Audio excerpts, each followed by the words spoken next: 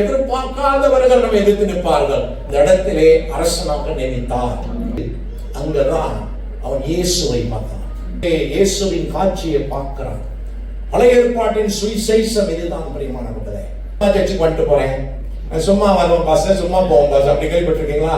நான் உங்களுக்கு எப்படி நான் உதவி செய்யலாம்? How can I help you? ஜனங்க வருவாங்க இந்த prayer, How can I pray for you? என்ன செய்யலாம் ஆண்டவரே? கேளுங்கள், வந்த மாதிரி போவாதீர்கள். சிந்தித்து தேவனோடு உரையாடுங்கள். Some change must happen. சபைக்கு வந்தா சபையில நமக்கு ஒரு பெரிய மாற்றம் வந்துதான் ஆக வேண்டும். நல்ல பெற்றோராய் மாறுங்கள், நல்ல தகப்பனாய் மாறுங்கள். கட்ட வேண்டிய ஆலயம் பிரமாண்டமாக இருக்க வேண்டும். சொந்த மகன் என்று வராமலே நாம் ரட்சிக்கப்பட அவரை நமக்காக கொடுத்தவர். அதனால் நாம் சொந்த மகனை காட்டிலும் சபையை நேசிக்க வேண்டும். கர்த்தரோட பணிக்கு யாரு? குடும்ப தலைவர்கள் தான் கொடுக்கணும்.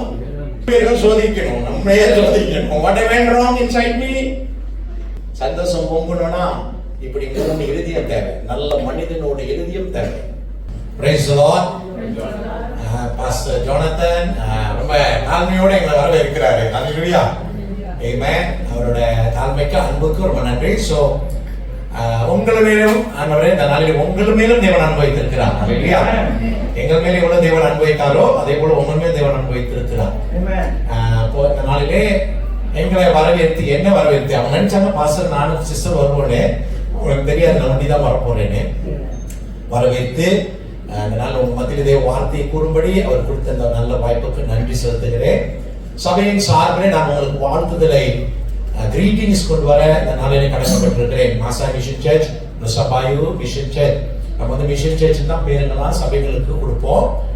அப்புறம் அதே டைம்ல பிரியமானவர்களே கனடால வந்து பெத்தல் கிரேஸ் சர்ச், அங்க ஒரு புதிய சபை வந்து 2 வருஷம் ஆரம்பிக்கப்பட்டிருக்கிறது.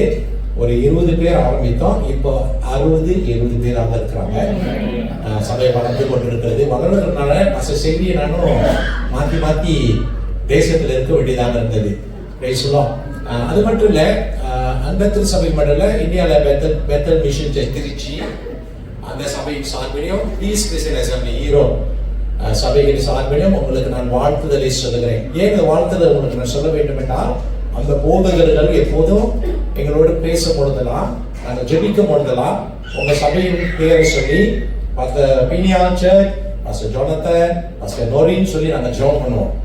இன்னைக்கு நான் வந்திருக்கும் போது கொஞ்ச நேரம் சில ஐக்கியங்கள் கொள்ளும் பொழுது மிகவும் சந்தோஷமாக இருந்தது. சில புதிய தேவனுடைய திட்டங்கள், தேவனுடைய தரிசனங்கள், நியூ விஷன், கர்த்தர் புதிய வழியிலே நம்மை நடத்துவது, அது நல்ல பங்கு, நல்ல ஆசீர்வாதமாக முடியும். அப்புறம் எனக்கு ரொம்ப சர்ப்ரைஸா இருந்தது, பாஸ்டர் விக்டர் பேர் வந்தது. ரொம்ப நாளா விக்டர் தெரியும். சோ பாஸ்டர் விக்டர் சொன்னா எனக்கு ரொம்ப சந்தோஷமா இருந்தது அந்த பேரை கேள்விப்படும் போதும். சோ ஐ டோன்ட் நோ பாஸ்டரா இவரு பாஸ்டர் விக்டர். சோ அது எனக்கு ரொம்ப சந்தோஷமா இருந்தது. நினைக்கிறேன் சபையில வந்து சில ஊழியர்கள் நியமிக்கப்பட்டிருக்கிறார்கள், அனாயின்டட் பண்ணப்பட்டிருக்கிறார்கள். பாஸ்டர் டேனியலோ வந்து உங்களை அபிஷேகம் பண்ணப்பட்டிருக்கிறார். கேள ஊழியர்களிலே நீங்கள் இப்பொழுது ஃபங்க்ஷன் பண்ணி கொண்டிருக்கிறீர்கள். கர்த்தர் உங்களை ஆசீர்வதிப்பாராங்க. ஆமென். என் கூட பிரதர் யுவா, சிஸ்டர் சசி வந்திருக்காங்க. கேள்வி இருந்தாங்க. நான் சொன்னேன் பாஸ்டர் இன்னைக்கு பினியால் சர்ச்சில் பேசுறேன்னு. அவங்க 2 சபை மூப்பர்கள், சபையில முக்கிய மூப்பர்கள், புள்ளின்னு சொல்லாம லயனஸ் மாதிரி. ஓகே, சோ உங்களை யாரும் இயேசு நாமத்தில் வாழ்த்துக்கிறேன். புதிதாக வந்தவர்களையும் வெல்கம் யூ. என்ன அறிமுகம் ரொம்ப சில அநேகருக்கு தெரியும், சில புதியதானவர்களுக்கு தெரியாம இருக்கலாம். மலேசியால தான் ஊழியம் செய்து கொண்டிருந்தோம். அந்த ஊழியத்தின் எல்லைகளை கர்த்தர் கொஞ்சம் விசாலமாக தேவசித்தமாக இருந்தார். அதனால பல இடங்களுக்கு போக வேண்டியதாக இருந்தது. கர்த்தர் நல்லவர். அல்லேலூயா. பிரியமானவர்களே, மீட்பு, I think your theme was redemption. நான் இப்போது redemption அந்த வார்த்தை பார்ப்பேன். ஏன்னா நாங்கள் ஜெபம் பண்ணுவோம், எங்க இருந்தாலும் worship சர்வீஸை பார்த்து நாங்கள் ப்ரே பண்ணுவோம். So redemption ஒரு நல்ல ஒரு தலைப்பு. சபைக்கு நமக்கும் தேவையான ஒரு தரிசனமான ஒரு தலைப்பை தேவன் தந்திருக்கிறார். இந்த நாளிலே நான் அதே நேரத்தில் நான் ஜெபித்துக் கொண்டிருக்கும் பொழுதும் கர்த்தர் சில காரியங்கள் என்னோட பேசினார். ஒவ்வொரு காலையும் ஆண்டவர் என்னோட பேசுவார். ஏன்னா இத்தனை இடங்களிலே ஊழியங்கள் நடக்கும் போது தேவன் பேசாட்டா நம்மால முடியாது. நமக்கு அந்த ஞானமும் இல்லை, பலனும் இல்லை, நமக்கு தாங்கிக் கொள்ற தன்மையும் இல்லை. அவர்களோட பிரச்சனைகளை தீர்க்க நமக்கு ஆலோசனையும் இல்லை. we don't have our own counsel. நம்ம கவுன்சில் வேலை செய்யாது, நம்முடைய பலனும் வேலை செய்யாது. இவ்வளவு காரியத்தை பார்க்க வேண்டும்னா தேவன் ஒத்தாசி, தேவன் பக்கத்துணை நம்மோட இருந்தா தான் அந்த படகு, அந்த ட்ரெயின், அந்த காடி சரியா ஸ்மூத்தா போகும். அதனால ஒவ்வொரு நாளும் நான் தேவனை சார்ந்திருந்து ஜெபம் பண்ணினேன். இன்னைக்கு கூட ஜெபிக்கும் பொழுதே சபைக்கு தேவன் கொடுக்க வேண்டிய வார்த்தையானது ஒரு 3 இருதயங்கள், 3 heart that we need to have. ஒன்றாவது, நமக்கு ஒரு தனித்தாளாக ஒரு நல்ல இருதயம் தேவை. எல்லாம் சொல்லுங்க, எனக்கு ஒரு நல்ல இருதயம் தேவை. இரண்டாவது, ஒரு நல்ல தகப்பனின் இருதயம் தேவை. we need the heart of a father. எல்லாம் சொல்லுவோம், எனக்கு நல்ல தகப்பனுடைய இருதயம் தேவை.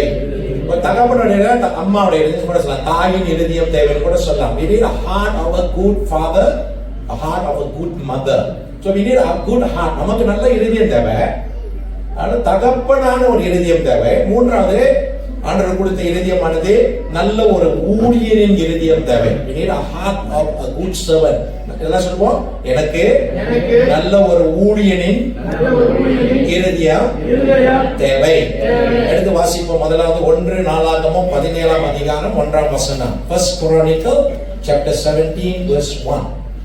1 நாளாகமம் 17ஆம் அதிகாரம் 1ஆம் வசனம். தாவீது தன் வீட்டிலே வாசமாய் இருக்கிற போது அவன் தீர்க்கதரிசியாகிய நாத்தானை நோக்கி, ஆரும் நான் கேதுரு மர வீட்டிலே வாசம் பண்ணுகிறேன், கர்த்தருடைய உடன்படிக்கை பட்டியோ திரைகளின் கீழ் இருக்கிறது என்றான். Praise the Lord. ஜெபிப்போம். அன்புள்ள ஆண்டவரே, பரலோகம் திறக்கணும், தேவன் பேசணும். மனிதனோட வார்த்தையில உன் குரலை கேட்க வந்திருக்கிறோம். எங்க உள்ளத்துல அந்த ஏக்கம், அந்த தாகம், அந்த தரிசனம், நீர் பேசினால் எங்களோட வாழ்க்கை செழிப்பாக மாறும், தரிசனமாய் மாறும், செயலாட்டத்துக்கு கொண்டு போகப்படும். உன் வார்த்தையிலே ஜீவன் உண்டு. உன் வார்த்தை எல்லா காரியங்களிலும் ஒரு ஒழுங்குக்குள் கொண்டு வரும். அன்பான தேவனே, நாங்கள் உன் வார்த்தைக்கு இடம் கொடுக்கிறோம். இயேசுவின் நாமத்தில் ஜெபிக்கிறோம் நல்ல பிதாவே, ஆமென். தாவீது என்ற ஒரு அரசனை பத்தி முதலாவது நாம் பார்ப்போம். இந்த மனிதனுடைய இருதயத்தை நாம் பார்க்க போகிறோம். the heart of a man called David. தாவீதை பத்தி நாம் சரித்திரத்திலே தெரிந்தவருக்கு தெரியும். ஜெஸ்ஸி வீட்டில் 8வது மகன், இளைய மகன், சின்னவன். அவனுக்கு தேவன் அவனை அபிஷேகம் பண்ணப்படுகிறார் என்று வீட்டுக்கு சாமுவேல் தீர்க்கதரிசி போகும்போது கூட வீட்டுல இல்ல, அவன் மேய்ச்சிட்டு ஆடு மேய்ச்சிட்டு இருந்தான். சோ கடைசியான லாஸ்ட் சாய்ஸ், அவன் என்ன சாய்ஸ் சொல்லுவாங்க, லாஸ்ட் சாய்ஸ், கடைசியான சாய்ஸ். கடைசியான சாய்ஸ்னா என்னது, இது இல்ல இது இல்ல இது இல்ல இது இல்ல இது இல்ல, தள்ளப்பட்டு தள்ளப்பட்டு தள்ளப்பட்டு தானே. முதல் சாய்ஸ் எப்போது நமக்கெல்லாம் ஃபர்ஸ்ட் சாய்ஸ் இருக்கும், செகண்ட் சாய்ஸ் இருக்கும். இது 8வது சாய்ஸ். அப்படின்னா எங்கேயோ போச்சு வண்டி. ஓகே, மிக மோசமான சாய்ஸ். சிறுவன், வாலிபன் ஆகிறதான், சிறுவன் ஆகிறதான். தகுதியை பார்க்கும் போதே பெரியவர்கள் பார்வையிலே தகுதியற்றவன், படித்தவர்களோ புகழ் பெற்றவர்களோ உலக பார்வையிலே he can wait அப்படிதான் சொல்லப்படுது. he can wait, he will come later அப்படிதான் சொல்லப்படுது. அப்படியாக இருந்த வேளையில தான் அவனுக்கு அந்த அபிஷேகப்பட்ட பொறுப்பாடு.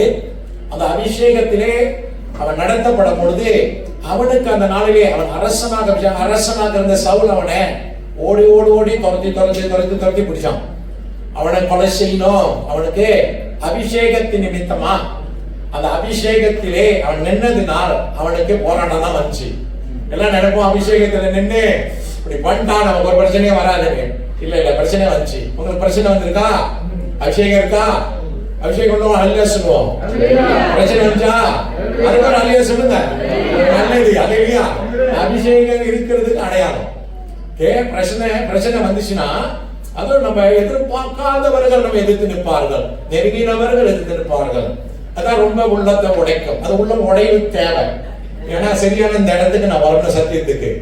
நம்ம உடைக்கிறவர்கள் பார்த்து நம்ம நம்பி ரொம்ப நம்பி அப்படியாப்பட்டவர்கள் உள்ள உடைஞ்சு போவோம். ஏன்னா எல்லாரும் பேசிட்டா அந்த வார்த்தை நம்ம தொடாது. ஆனா நம்ம ரொம்ப அன்பு பாராட்டி நம்மோட நெருங்கி நம்ம லுக் அப் பண்றவங்க ஒரு வார்த்தை பேசினா அந்த வார்த்தை சீக்கிரமா பதியும்.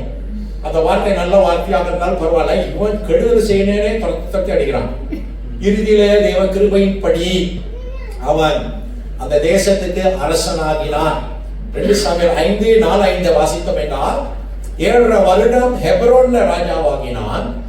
அப்புறம் அந்த எப்ரோன்ல இருந்து இப்ப எருசலேம்ல இப்போது 33 வருஷம் அரசனாகி விட்டார். தேவனோட நோக்கம், தேவனோட சித்தம், அவன் அழைத்த அழைப்பு காலங்கள் தாமதமாகினாலும், பயங்கரமான பிரச்சனைகள் வந்தாலும், உயிருக்கு சவால் வந்தாலும், உயிர் சேதத்துக்கு நெருங்கினாலும், எதிராளிகள் எழும்பினாலும், சாப்பாடு இல்லாமல் பட்டினியாய் கிடந்தாலும், பல இடத்தில் இந்த தங்க தலை சாய்க்க வீடு இடம் இல்லாமல் இருந்தாலும், அவனோடு சேர்ந்தவர்கள் எல்லாம் கள்ளர்களாக இருந்தாலும், தேவன் அவருடைய ஆவி தீர்மானத்தின்படி அவனை எங்க வைக்க வேண்டுமோ அந்த இடத்திலே அரசனாக நியமித்தார். அல்லேலூயா. அதனால் நீங்களும் தேவனை நம்பலாம். இந்த தேவனுடைய உண்மைத்துவம் உண்மை உள்ளது. அவர் என்னத்தை சொன்னாலும் அதை செய்து முடிப்பார். அதை அவர் நிறைவேற்ற வல்லவர். தாமதம் பண்ணினாலும், பிரச்சனைகள் வந்தாலும், சூழ்நிலைகள் சந்தர்ப்பங்கள் வேறையாக இருந்தாலும் கர்த்தர் நிறைவேற்றுவார். இப்பொழுது இவன் அரசனாகிவிட்டான். அரசனாகின வேளையிலே இந்த பகுதியை நாம் வாசிக்கும் பொழுது பெரிய ஒரு அரண்மனை அவனை கட்டி, அரண்மனைனா சும்மா 2 மாடி 3 மாடியா இருந்திருக்காரு. எல்லாருக்கும் தெரியும் பாபிலோன் காலத்து அரண்மனை எப்படி இருந்திருக்கும்னு நினைக்கிறீங்க? The hanging garden of Babylon. ரொம்ப அழகா உயரமா மேல கார்டன் வாட்டர்ஃபால்லாம் இருந்துச்சு. அந்த இடத்துல வாட்டர்ஃபால் கார்டன்லாம் இருந்தது. சோ வேத வசனத்தை வாசிக்கிறோம். தாவீது தன் அரண்மனையிலே நிர்ணயிக்க பண்ண வேளையிலே தீர்க்கதரிசி நாகானை பார்த்து சொல்றான், இதோ நான் ஒரு பெரிய அரண்மனையில வாழ்ந்து கொண்டிருக்கிறேன். தேவனோட கூடார பெட்டியோ சாதாரண ஒரு டென்ட்ல ஒரு கூடைய ஒரு இதுல வனாந்தரத்துல வைக்கப்பட்டிருக்கிறது. என்ன நடந்தது? ஒரு காலவெளியிலே அவனுக்கு வேலைக்காரர்கள் எல்லாம் வந்திருப்பார்கள். சர்வன்ஸ் அநேக சர்வன்ஸ். சோ பிரேக்ஃபாஸ்ட் எல்லாம் ப்ரிப்பேர் பண்ணிட்டாங்க. நல்லா சாப்பிட்டு இருப்பார். அவரோட ராஜா கோட்டை தலையில ஒரு பெரிய கிரீடம் இருந்திருக்கும். ராஜா கிரீடம். கிரீடத்தை வைத்துக் கொண்டு அவர் கை அப்படி கட்டி அப்படியே காத்து வீசி இருக்கும். காலையில வாட்டர்ஃபால் சக்தி செகண்ட் இருக்கும். குருவிலாம் கிச்சி கிச்சி கிச்சின்னு பாடிட்டு இருந்திருக்கோம். வெளியே போய் கொஞ்சம் அப்படியே நடந்து பார்ப்போம். பல்கனி, உயர்ந்த பல்கனி. அங்க நின்று அப்படியே நடந்து பார்த்து கொண்டிருக்கும் பொழுது இவனை தேவன் அவருக்கு கொடுத்த வார்த்தையை நிறைவேற்ற வேளையில அவன் அந்த ஸ்தானத்துல நிற்கும் பொழுது அவன் எல்லாத்தையும் சுத்தி பார்த்து அரண்மனையை பார்த்தான், திருப்தி அடைந்தான். ஆடையை பார்த்தான், திருப்தி அடைந்தான். தேவனோட வார்த்தை நிறைவேற்றது திருப்தி அடைந்தான். மிகுந்த சந்தோஷமா இருந்தான். ஆனால் அப்படியாக திருப்பி பார்த்து கொண்டிருக்கிறது கட்டீர்ந்து அங்க பார்க்கிறான். இங்க இருந்து அவன் கண்ணு ஒன்னை பார்க்குது. தேவனோட உடன்படிக்கை பெட்டியை பார்க்குது. தேவனோட உடன்படிக்கை பெட்டை சும்மா சேண்ட்ல, மணலிலே, டஸ்டிலே, கூடாரத்திலே வைக்கப்பட்டிருக்கிறது. அதை பார்த்து அவன் பேசாம கடந்து போயிருக்கலாம். ஆனால் அவனோட இருதயத்துக்குள் அது அப்படியே அவன் அப்படியே நிறுத்தினது, கேப்சர் பண்ணது. அவன் என்னத்தை பார்க்கிறான்? உயர்ந்த நேரத்தில் அவன் என்னத்தை பார்க்கிறான்? அவன் ஏன் அந்த பார்த்த பிற்பாடு அவனால அப்படியே ஜெயமா நிற்கிறான்? உடன்படிக்கை பெட்டியை பார்க்கிறான். இந்த உடன்படிக்கை பெட்டியை எங்கெல்லாம் சுமந்து போனார்களோ யுத்தத்திலே அவர்கள் வெற்றியை பெற்றார்கள். இந்த உடன்படிக்கை பெட்டி எருசலேமுக்கு கொண்டு வர வேண்டும் என்று அவன் முயற்சி எடுத்தான். அவன் முயற்சியிலே தெரியாததை செய்ததினால் ஒருவன் கூட செத்து போய்விட்டான். அப்புறம் அவன் பயந்து, எனக்கு இந்த உடன்படிக்கை என்ன செய்யுதுன்னு தெரியலே, ஓபேத் எனும் வீடுக்கு அவர் அனுப்பப்பட்டது உடன்படிக்கை பெட்டி. ஓபேத் எனும் வீட்டிலே இந்த உடன்படிக்கை போய் அவன் வேண்டான்னு தாவீது சொன்னதை அவன் வீட்டில் ஏற்றுக்கொண்டான். அவன் காதால கேள்விப்படுகிறான், உடன்படிக்கை பெட்டியை ஓபேத் எனும் வீட்டில் 3 மாதங்கள் இருந்த நாட்கள் கர்த்தரான தேவன் ஓபேத் எனும் அவன் வீட்டில் உள்ள எல்லாத்தையும் ஆசீர்வதித்தார் என்று. இப்பொழுது அவன் அரண்மனையில இருந்து பார்க்கிறான். அந்த உடன்படிக்கை பெட்டி சாம்பலிலே, மணலிலே, சாதாரண தேங்கி போன கூடாரத்திலே 40 வருஷம் பயணத்தில் அந்த கூடாரத்தை பிரிச்சு திறந்து மூடி திறந்து பிரிச்சு மூடி தேங்கி இருக்கும். தேங்கி காத்திலே, மணல் காத்திலே கொஞ்சம் அப்படியே விசிறுது. உடன்படிக்கை பெட்டி அங்க வைக்கப்பட்டிருக்கிறது. மேலே இருக்கிறான் இவன், கீழே பார்க்கிறான். உடன்படிக்கை பெட்டி மண்ணில் வைக்கப்பட்டிருக்கிறது. அவன் என்னத்தை பார்ப்பான் அந்த நேரத்தில்? ஏன் அவனுடைய இருதயம் அப்படியே நின்று போனது? பிரியமான தேவ ஜனமே, அன்று அங்கதான் அவன் இயேசுவை பார்த்தான். இயேசுவை எங்க பார்க்கிறான்? இயேசு கிறிஸ்துவினோட சிலுவையை பார்க்கிறான்.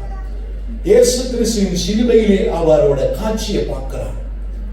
வெறுமையும் சாம்பலும் தூசியும் அவமானமா தேங்கி அந்த உடன்படிக்கை அந்த இடத்துல இருக்கிறத காணும் பொழுது இந்த தேவ மனிதனுடைய இருதயம் அப்படியே நின்று போனது. இந்த மரமனை எதனால எனக்கு கிடைத்தது? அந்த உடன்படிக்கை பெட்டித்தானே, இந்த இயேசுநாதன் தானே. இந்த கிரீடம் எதனால என் தலையில இருக்கு இன்னைக்கு? இந்த இயேசுநாதன் தானே, இந்த ஆண்டவரான இயேசு தானே, இந்த உடன்படிக்கை தானே. இந்த சட்டை அழகான அலங்கார சட்டை, இந்த சாப்பாடு, இந்த வேலைக்காரர்கள், இந்த உயர்வு, இந்த நன்மை எல்லாம் அந்த உடன்படிக்கை பெட்டி தானே. அதனால தானே நான் இந்த நாள் உயர்த்தி நிற்கப்பட்டிருக்கிறேன். இந்த இயேசு நாமத்தினால தானே நான் ஒரு மனிதனாக இன்னைக்கு உலகம் மதிக்குது. இந்த இயேசு நாமத்தினால தானே என் மேலே ஒரு அழகான ஒரு சட்டை, ஒரு வாகனம், ஒரு வீடு, ஒரு குடும்பம் என்று சொல்ல இந்த இயேசு நாமத்தினால எனக்கு இந்த நாளிலே கொஞ்சம் நான் தலையை நிமிர்ந்து நடந்து கொண்டிருக்கிறேன். அவன் பார்க்கும்போது இயேசுவை சிலுவையிலே இயேசுவின் காட்சியை பார்க்கிறான். பழைய ஏற்பாட்டின் சுவிசேஷம் இதுதான் பிரியமானவர்களே. பிரியமான தெய்வ ஜனமே, ஒரு நல்ல மனிதனுடைய இருதயம் இயேசுவை பார்க்கும் பொழுது நாம வாழ்க்கையில நாம் கொஞ்சம் நின்று தான் ஆக வேண்டும். நம்ம சடந்தப்படி கடந்து நாம் போக முடியாது பிரியமானவர்களே. இன்றும் கூட நீங்கள் இந்த உலகத்திலே நம் வாழ்க்கையிலும் நம் சபையிலும் நம் சபையில கூடி வந்து பொழுதெல்லாம் நீங்கள் ஆண்டவரான இயேசுவை பார்க்கணும், அவரோட உண்மையான தோற்றத்தை பார்க்கணும். இந்த உலகத்திலே மனிதன் ரட்சிக்கப்படுகிறது முடிகிற வரைக்கும் அவர் தோட்டம் அதுதான். ஏனென்றால் பாவிகளுக்காக அடிக்கப்பட்ட தேவ ஆட்டுக்குட்டியானவர் நிர்வாணமாய் சிலுவையிலே தொங்கினார்.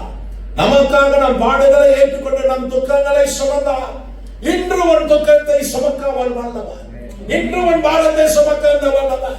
நீரே இயேசுவிடத்தே வா, உன்னையும் உயர்த்தி வைப்பார், உன்னையும் அந்த கிரீடத்தை வைப்பார். அவர் தலைக்கு உள்ள கிரீடத்தை உன் தலைமையில வைப்பார். அவருக்கு உடுத்த வேண்டிய உடுத்தலை உனக்கு தருவார்.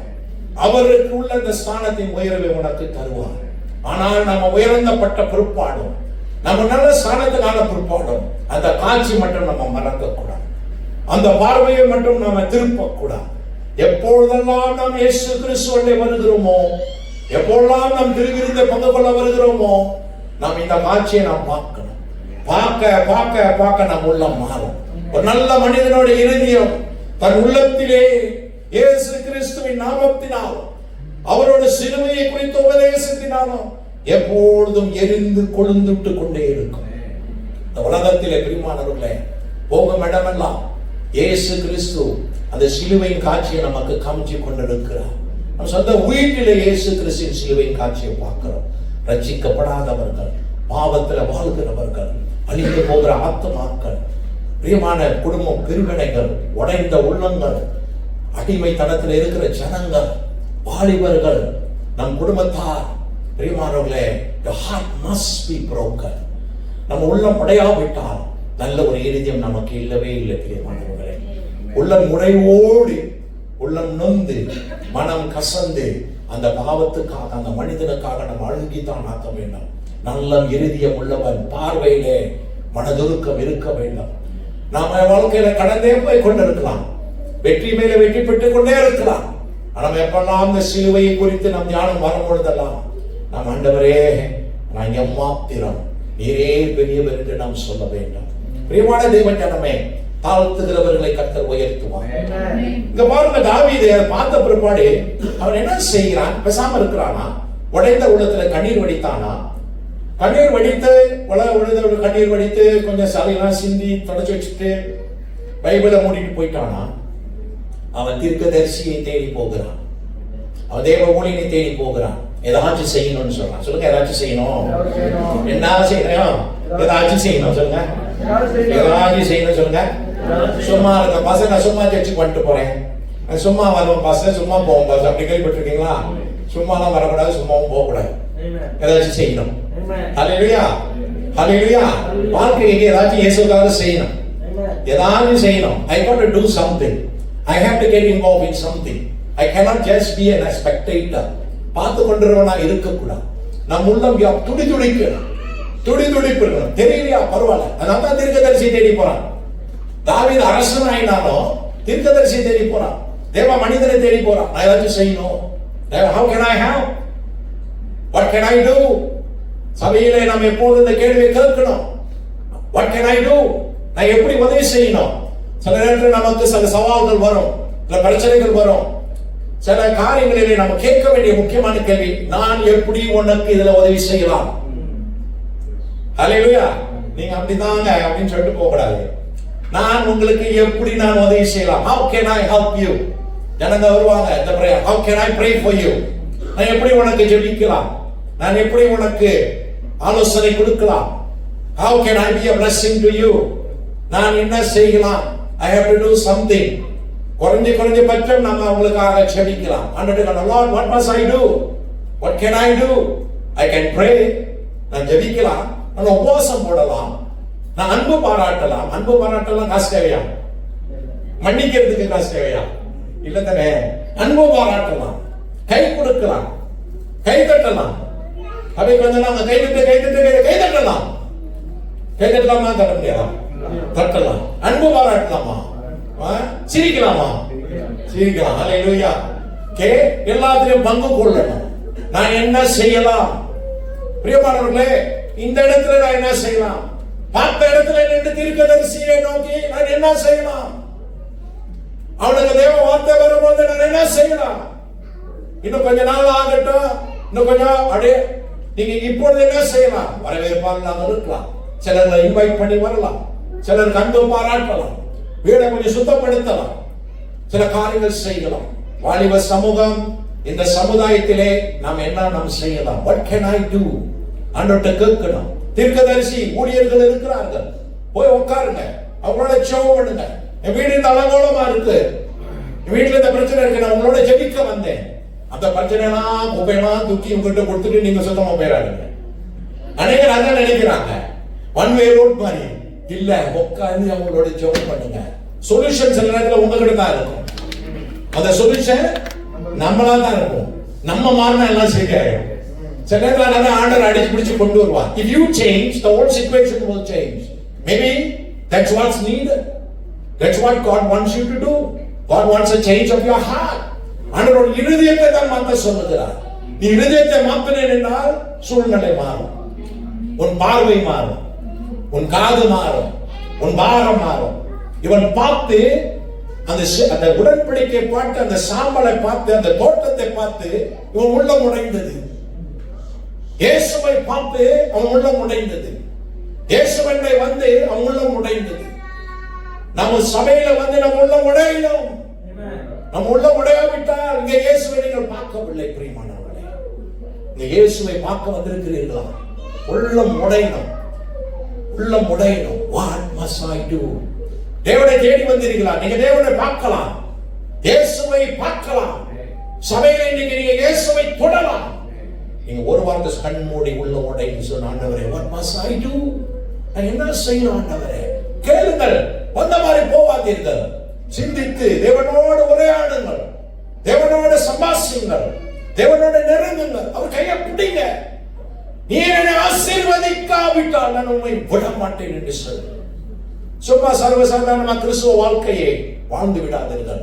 நல்ல போராட்டத்துக்குள் எடுத்துக் கொள்ளுங்கள், நல்ல போராடுங்கள். Fight a good fight. That's what Paul says. பிரியமான தேவ ஜனமே, கர்த்தர் உங்களோடு பேசுகிறார். உங்களுக்கு அப்படிப்பட்ட இருதயம் வேண்டும். உங்களுக்கு ஒரு நல்ல இருதயம் வேண்டும். சொல்லுங்க, எனக்கு ஒரு நல்ல இருதயம் வேண்டும்.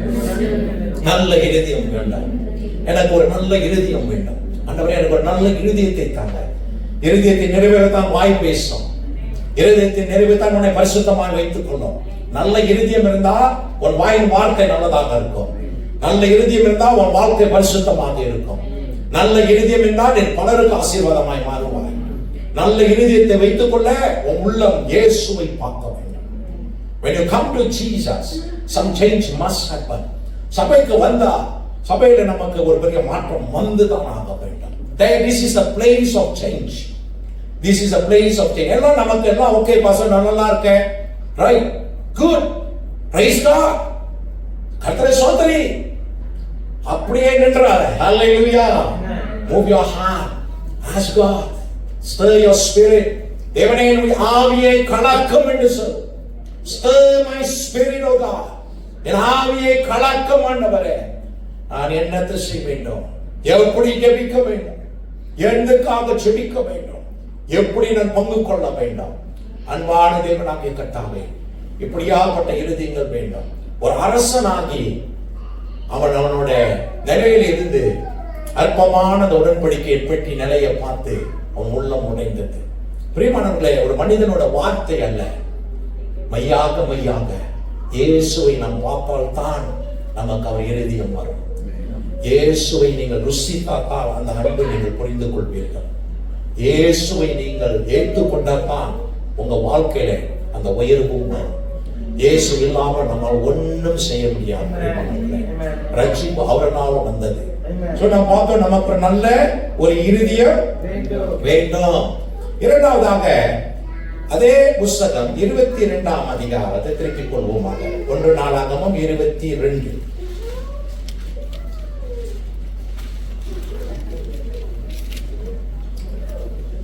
5ஆம் வசனம். 1 நாளாகமம் 22:5. தாவீது என் குமாரனாகிய சாலமோன் வாலிபனும் இளைஞனுமாய் இருக்கிறான். கர்த்தருக்கு கட்டப்படும் ஆலயம் சகல தேசங்களிலும் கீர்த்தியும் மகிமையும் உடையதாய் விளங்கும்படி மகா பெரியதாய் இருக்க வேண்டும். ஆகையால் அதற்காக வேண்டியவைகளை இப்பொழுதே சேகரம் பண்ண வேண்டும் என்று சொல்லி தாவீது தன் மரணத்திற்கு முன்னே திரளாய் சவரித்து வைத்தார். தீர்க்கதரிசி நாதான் போய் சொல்லுவார், தாவீது அப்படி ஜெபித்த பிற்பாடு உன் மனதில் இருக்கிறதுபடி நீ போய் செய்யணுவார். ஆனா அந்த ராத்திரி வேளையிலே தேவன் தீர்க்கதரிசி நாதானோட பேசினான். நாதான், தாவீதிட போய் சொல், அவன் அல்ல, அவன் மகன் தான் என் ஆலயத்தை கட்ட வேண்டும். அப்பொழுது அந்த வார்த்தையை கேட்ட தாவீது, சாலமன் என்று சொல்லுகிற அவன் மகன் தேவ ஆலயத்தை கட்ட வேண்டும். அந்த ஆலயத்துல இந்த உடன்படிக்கை பெட்டியை கொண்டு வந்து அழகான ஒரு ஆலயத்துல பொன்னும் முள்ளியும் அலங்காரத்தில் வைக்க போறாங்க. அவரோட இதயத்தை பார்த்தா போயிருக்கலாம், பார்த்துட்டு போயிருக்கலாம், பார்த்தா அந்த விஷன் அப்படியே அவனை கேப்சர் பண்ணது. அதனால இப்ப என்ன நடக்குது, ஒரு ஆலயம் கட்டப்பட போகிறது. அல்லேலூயா, அல்லேலூயா. பாருங்க, கர்த்தர் சில நேரத்தில் நம்முடைய கவனத்தை பிடிப்பார், நம்மளோட சிந்தனை தேவன் பிடிப்பார். அது தேவன் மகிமை கொண்டு போவார். நீ கொடுக்கணும். இந்த உலகத்தினோட பிஸில நம்ம கொஞ்ச நேரம் தேவ பாதத்துல உட்கார்ந்து காத்திருக்கணும். அப்போதான் தேவன் சொல்றார், சாலமன் தான் உன் மகன் தான் அந்த வீடை கட்ட வேண்டும். அப்போதான் நம்ம இப்போது 1 நாளாகமம் 22:5 வாசிக்கிறோம். தாவீது தன் மகன் சாலமனுக்கு அவன் வாலிபனும் அவனுக்கு அனுபவம் இல்லாதவனாக இருக்கிறான். தேவனுக்கு கட்டப்பட வீடோ மகத்துவமும் மகிமையும் உன்னதமான பெரிதாக இருக்க வேண்டும். ஜாதிகள் மத்தியிலே தேவனோட நாமம் மகிமை அடையணும். It must be a glorious thing, a splendor and a fame in the nations. தேசங்களிலே, ஜாதிகளிலே, உலகம் எங்கும் புகழ் கூடப்பட வேண்டும். சின்ன ஆலயமாது, சர்வசாதாரண ஆலயமாது, உலகம் எங்கும் புகழிடப்பட வேண்டும். ஆதலால் நான் இப்போது ஆயத்தத்தை செய்ய வேண்டும் என் மகனுக்கு. தாவீது அவன் மரணத்துக்கு முன்னதாகவே தன்னோட காரியத்தை ஆயத்த பண்ணுகிறான். பிரியமானவர்களே, இதுதான் ஒரு தகப்பனோட இருதயம். நமக்கு ஒரு நல்ல தகப்பனோட இருதயம் தேவை. ஒரு நல்ல தகப்பனை போல நாம் செயலாற்றப்படணும். அவன் என்ன செய்கிறான், வயதாகினாலும் தேவன் இந்த வேலையை மகனுக்கு கொடுத்தாலும் தகப்பன் இருதயத்தோடு ஆயத்தங்களை செய்கிறான். சில நேரங்களில் சில காரியங்கள், சில ஊழியங்கள் சிலருக்கு கொடுக்கப்படுகிறது, பகிர்ந்து பிரிந்து அது தேவ சித்தம். நமக்கு என்ன எழுதிய இருக்கணும், தகப்ப எழுதிய இருந்தா எப்படி ஏற்றுக்கொள்வோம், அவனுக்கு நான் உதவி செய்யணும். அல்லேலூயா. அவங்க பக்கத்துல நான் நிக்கணும், அவங்களோட கூட நான் நிக்கணும், அவங்களுக்கு எல்லா உற்சாகத்தையும் நான் கொடுக்கணும். தகப்பன் இறுதி என்ன செய்யறா, நான் ஆயத்தத்தை செய்வேன். I will do the preparation now. அந்த ஆயத்தத்தை செய்யணும். ஒரு தாய், ஒரு நல்ல தகப்பன் தன் பிள்ளையை பார்த்து, பிள்ளையை நீங்க நோக்கும் பொழுது இதுதான் நம் பிள்ளைகள். வாலிபனும் அனுபவம் இல்லாதவனாக இருக்கிறான், வாலிபனும் அனுபவம் இல்லாதவனாக இருக்கிறான்.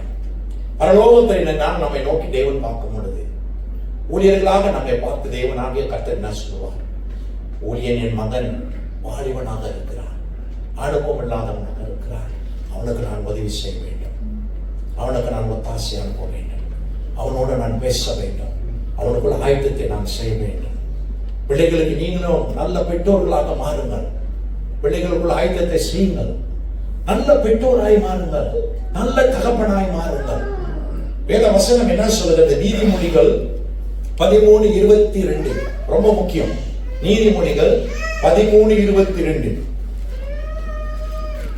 நல்லவன் தன் பிள்ளைகளின் பிள்ளைகளுக்கு சுதந்திரம் வைத்து போகிறான். நல்லவன் தன் பிள்ளைகளின் பிள்ளைகளுக்கு சுதந்திரம் வைத்து போகிறான். ஆமென். பாருங்க, நல்லவன் தன் பிள்ளைகளோடு பிள்ளைகளுக்கு, யார் அப்படின்னா பேர பிள்ளைகளுக்கு. அப்படின்னா நீங்க கட்டுற சபை எந்த பிள்ளைக்கு? உன் பேர பிள்ளைக்கு. அப்படி கட்டணும். நீங்க கட்டுற சபை உங்களுக்கு இல்ல, பேர பிள்ளை வரைக்கும் கட்டணும். நம்ம கட்டுற வீடு பேர பிள்ளைக்கு வரைக்கும் கட்டணும். எல்லாம் பேர பிள்ளைலாம் வீட்டு தடுத்திடுறாங்க. பேர பிள்ளைக்கு வரைக்கும் வீடு கட்டப்படணும், சபை கட்டப்படணும். சபை ஒரு தரிசனம். சபை இந்த காலத்துக்கு இந்த சந்நிதிக்கு மட்டுமல்ல, வரும் சந்நிதி, எத்தனை சந்நிதி கட்டப்படணும். இன்னைக்கு ஆலயம் கட்டப்பட்டது. பிள்ளைகளோட பிள்ளைகளுக்கு நல்ல தகப்பன் ஆசிரியர் வைத்து போகிறான். நாம் என்ன ஆசிரியர் வைத்து போகிறோம்? நம் பேர பிள்ளைகள் வைத்து போகணும். நம்ம சொந்த பிள்ளையே நினைச்சு பிள்ளைகளோட காரியத்தை நம்ம நிப்பாட்டி இருக்கக்கூடாது. நம்முடைய வாழ்க்கை விசுவாச வாழ்க்கை, கிறிஸ்துவ வாழ்க்கை, ஜெபம். சில நேரங்களில் சில வயசாயிடுச்சுன்னா எங்க சபையை சொல்றேன் நானு, அவங்க தானே வா முட்டி வலிக்குது பார்த்து என்னால பிரேயர் பண்ண முடியாது, சீக்கு வந்துருச்சு பார்த்து தோல் வலிக்குது பார்த்து என்னால பிரேயர் பண்ண முடியாது. அவன் பேர பிள்ளை என்ன ஆகுது? அந்த பேர பிள்ளை கேட்டுமா உபவாசம் போடு, காலை மாலை ஜெபம் பண்ணு. என் காலம் முடிஞ்சிருச்சு பார்த்து இனிமேல் வாலிபர்கள் எடுத்து போவாங்க பாஸ்டர் அப்படின்வாங்க. இனிமேல் என்னால ஓட முடியாது பாஸ்டர்வாங்க. உன் பேர பிள்ளைக்கு வெத, உன் பேர பிள்ளைக்கு ஒரு சபையை கட்டு. பிரியமானவர்களே, எனக்கல்ல என் பேர பிள்ளைக்கு நான் கட்டுகிறேன் என்று சொல். ஊழியத்திலே தேவ ஜனம் சபையானது third generation, second generation ஒரு சபை கட்டப்படும். இந்த காலத்துக்கு மட்டுமல்ல, அதனால்தான் அதுல உள்ள திட்டங்கள், அதுல உள்ள ஒழுக்கங்கள் நீடித்த காலத்துக்கு நாம் அதனால தான் ரொம்ப பொறுப்பாக இருக்கிறோம். சர்வ சாதாரணமா எல்லா ஐடியாஸையும் எடுத்து கட்ட முடியாது. நாம் என்ன செய்கிறோம்? எல்லாத்தையும் சீவ் பண்ணி ஜீர்ணித்து பரிசுத்தாவின் ஆலோசனை கேட்டு எதையோ தலைமுறைக்கு கட்டப்படணும். நம் வாழ்க்கையில you have to learn, you have to have a heart of a good father, you have to have a heart of a good mother. நல்ல அம்மாவா இருங்க, நல்ல அம்மாவா இருங்க. பேர பிள்ளை உங்ககிட்ட ஆலோசனை கேட்கணும்.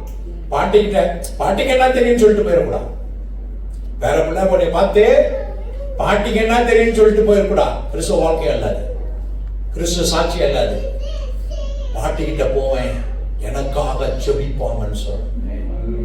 பாட்டிக்கிட்ட போவேன், அவங்க கை வச்சு ஜெபிப்பாங்க, அப்புறம் நான் பரிசுரத்தை போவேன்னு சொல்லணும். சபையில தேவச்சனா நல்ல குடும்பமாய் கட்டப்படணும். பிரியமானவர்களே, ஒரு நல்ல இருதயம். அதுக்கு அவன் என்ன செய்கிறான்? இப்பொழுதே நான் ஆயத்தத்தை செய்கிறேன் சொல்லுகிறான். மரணத்துக்கு முன்பதாகவே I'm going to do a preparation. நான் ஆயத்தத்தை, என் மகன் சாலமன், அவன் வாலிபனாக இருக்கிறான். பரலோக இந்த நாளிலே உங்களை பார்த்து சொல்லுவதாவது, என் பிள்ளை வாலிபனாக இருக்கிறான், என் மகள் வாலிபனாக இருக்கிறார். young in heart, young in knowledge, young in experience. மகள் வாலிபனாக இருக்கிறாங்க, அனுபவம் குறைவுள்ளவர்களாக இருக்கிறாங்க.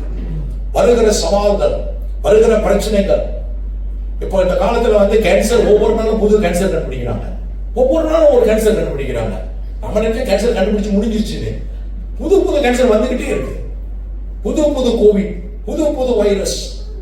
Everyday new Discovery. ஆயத்தம் செய்ய வேண்டும். பிரேமான தேவ ஜனமே, இந்த நாளிலே நமக்கு அப்படியாப்பட்ட ஒரு இருதயம் இருக்கா? நீங்கள் முழங்கால் படிக்கிற பொழுது உங்களை நினைச்சு முழங்கால் படிக்கிறீர்களா?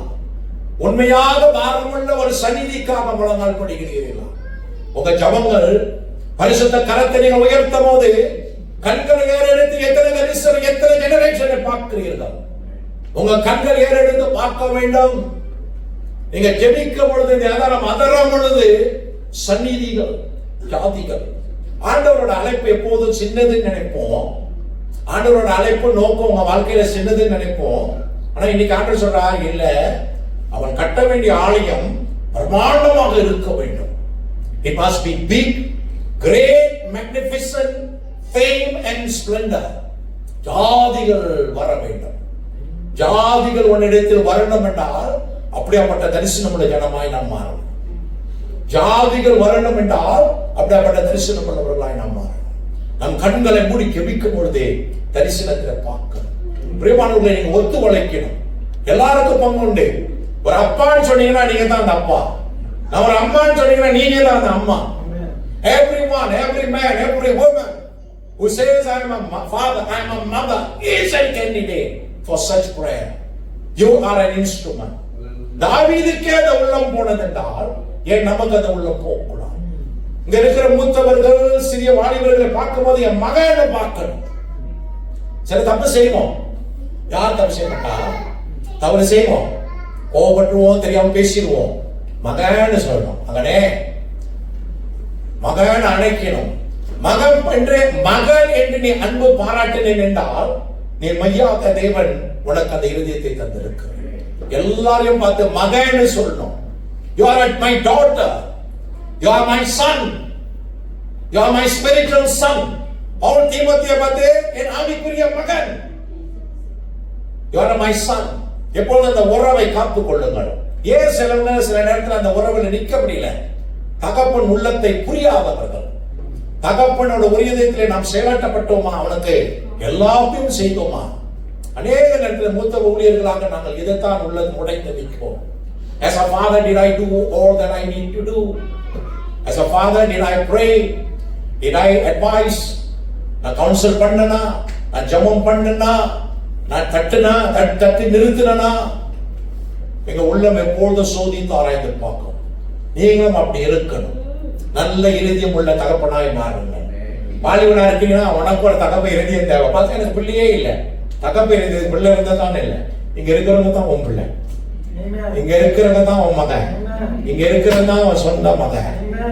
ஹல்லேலூயா. சொந்த மகன் என்று வராமலே நாம் ரட்சிக்கப்பட அவரை நமக்காக கொடுத்தவர். அதனால் நாம் சொந்த மகனை காட்டிலும் சபையை நேசிக்க வேண்டும்.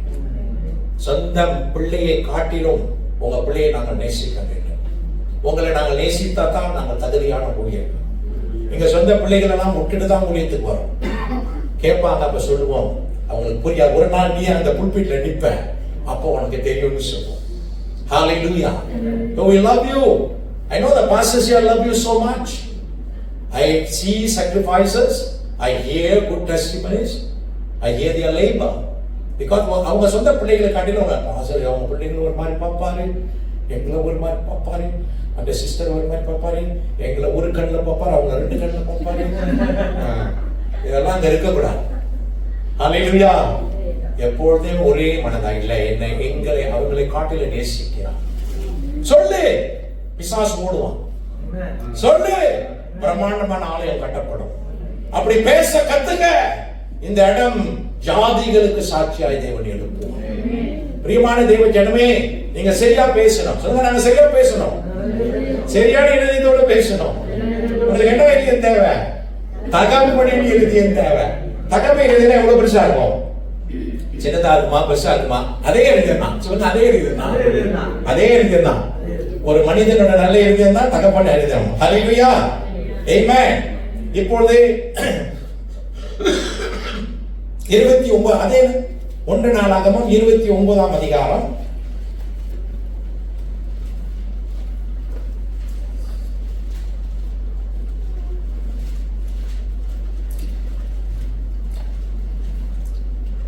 6ஆம் வசனம் வாசிப்போம். அப்பொழுது வம்சங்களின் பிரபுக்களும் இஸ்ரவேல் கோத்திரங்களின் பிரபுக்களும் 1000 பேருக்கு அதிபதிகளும் 100 பேருக்கு அதிபதிகளும் ராஜாவின் வேலைக்காரராகிய பிரபுக்களுக்கும் மனப்பூர்வமாய் தேவனுடைய ஆலயத்து வேலைக்கு 5000 தாலந்து பொன்னையும் 10000 தங்க காசையும் 10000 தாலந்து வெள்ளியையும் 18000 தாலந்து வெண்கலத்தையும் 1,00,000 தாலந்து இரும்பையும் கொடுத்தார்கள். ஆமென். மூன்றாவது நமக்கு ஒரு நல்ல இருதயத்தோட ஒரு நல்ல ஊழியனோட இருதயம் தேவை. இந்த 29ஆம் அதிகாரத்துல தாவீது ஆலயம் கட்டுற பணிக்கு பொன்னும் வெள்ளியும் சேகரிக்கிறார். 2ஆம் வசனத்துல சொல்லுகிறான், என்னோட பொக்கிஷத்திலிருந்து தேவனோட ஆலயம் கட்டுப்பணிக்கு பொண்ணு வேலைக்கு பொன்னும், வெள்ளி வேலைக்கு வெள்ளியும், வெண்கல வேலைக்கு வெள்ளையும், இரும்பு வேலைக்கு இரும்பும், பலக வேலைக்கு பலகம், அப்புறம் அதே நேரத்தில் வெளியேறப்பட்ட கற்களும் என்னோட சொந்தத்திலிருந்து நான் கொடுக்கிறேன். அதுக்கு மேலாக நான் தேவனுக்கு பலியாக இதுக்கு மேலாக என்னிடத்தில் இருப்பதை, என் உழைப்பிலே நான் பெற்றதை நான் தேவனுக்கு கொடுக்கிறேன். அப்படியாக அவன் கொடுக்கிறான். கொடுக்க வேளையிலே அவனுடைய மனதை தேவன் தூண்டினார். 6ஆம் வசனம் சொல்லுகிறது, அடுத்தது யாரு கொடுக்கணும்? ஒரு ஊழியன், ஒரு தேவ ஊழியன் தன்னையே வழியாக அர்ப்பணிக்கிறார்கள். லீடர், பாஸ்டர், எல்லாத்தையும் வேலையெல்லாம் விட்டுட்டு தான் சாயந்தரம் ஊழியத்துக்கு வரோம். என்கிட்ட இருப்பதை கொடுக்குறோம். ஆதியிலே பாசர் வேலை சொன்ன மாதிரி அப்படிதான் கஷ்டமா தான் இருக்கும். அல்லேலூயா, கஷ்டமா தான் இருக்கும். அதே எல்லாத்தையும் கொடுப்போம். எங்க வேலை தான் கொடுப்போம், எங்க வாடி தான் கொடுப்போம். போய் ஏத்திட்டு வாங்க ஆளுங்க, அப்படிதான். அதையும் அடிச்சு பிடிச்சி ஓட்டி கிட்டி உடச்சு கிடிச்சுக்கு தான் கொண்டு வந்து கொடுப்பாங்க திருப்பி. எங்க வண்டியை தான் கொடுக்கணும், எங்களோட சாப்பாடு தான் கொடுக்கணும், அப்படிதான் கொடுப்போம்.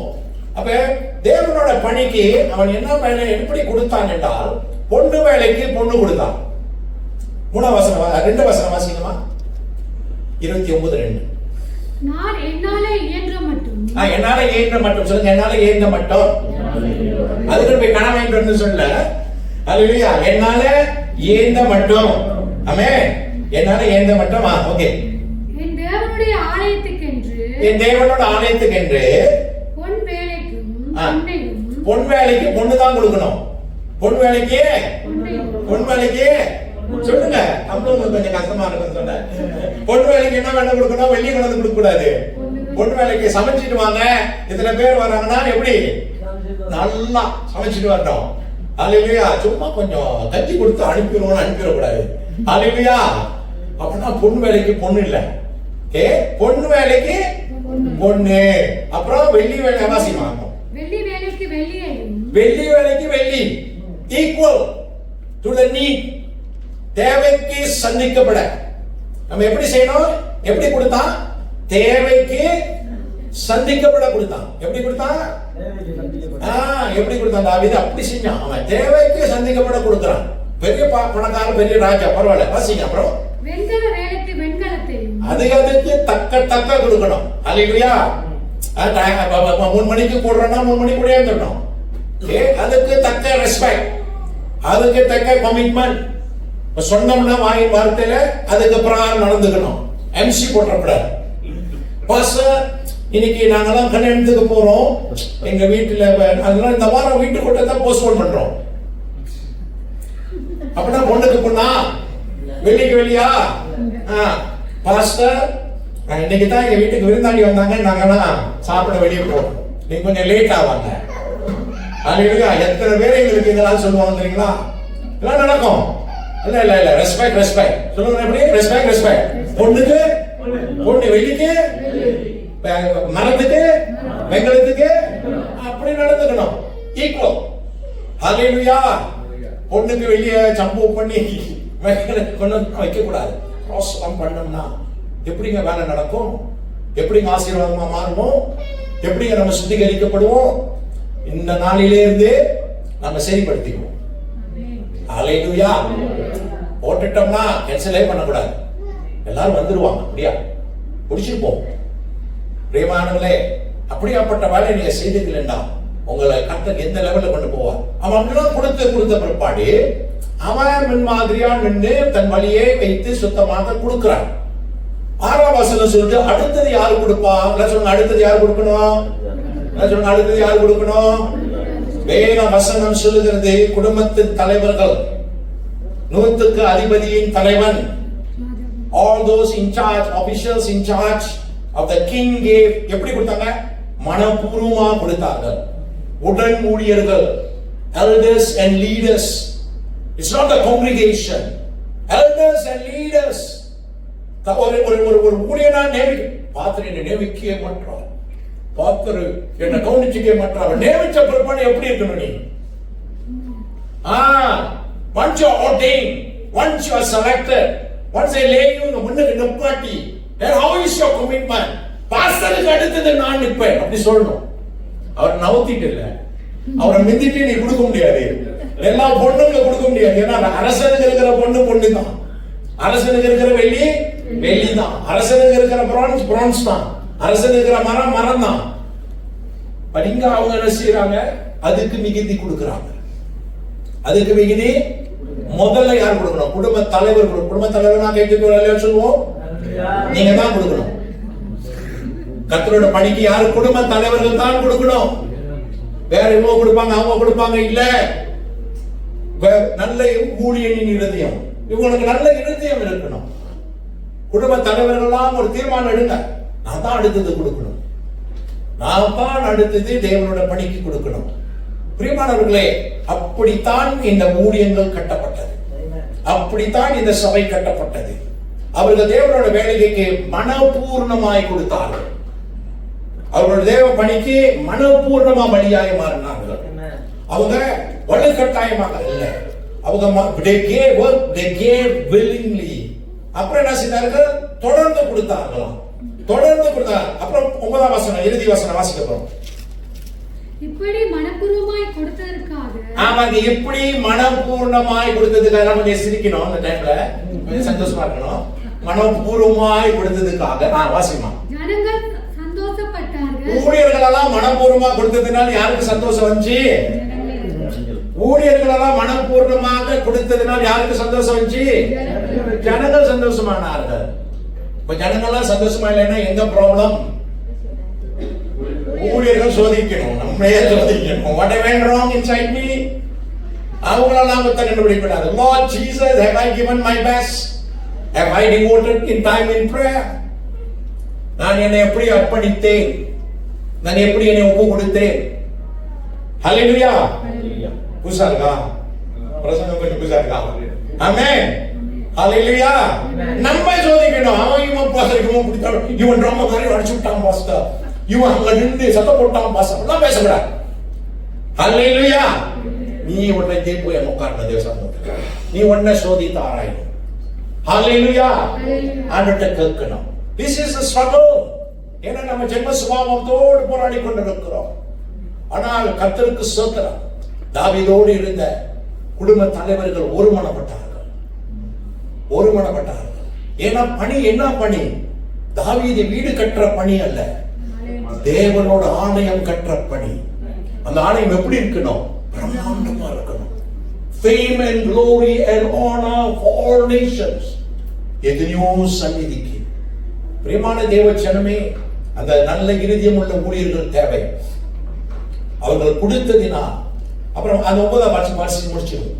உத்தம இருதயத்தோட உற்சாகமாய் கர்த்தருக்கு கொடுத்தார்கள். உத்தம இருதயத்தோட உற்சாகமாய் கர்த்தருக்கு கொடுத்தார்கள்.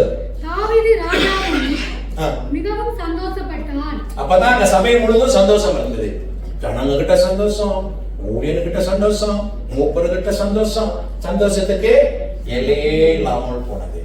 சந்தோஷம் பொங்கணும்னா இப்படி 3 இருதயம் தேவை. நல்ல மனிதனோட இருதயம் தேவை, நல்ல தகப்பனோட இருதயம் தேவை, நல்ல ஊழியனோட இருதயம் தேவை. எழுந்து ஜெபிப்போமா? எல்லாரும் கண்களை மூடி ஜெபிப்போம்.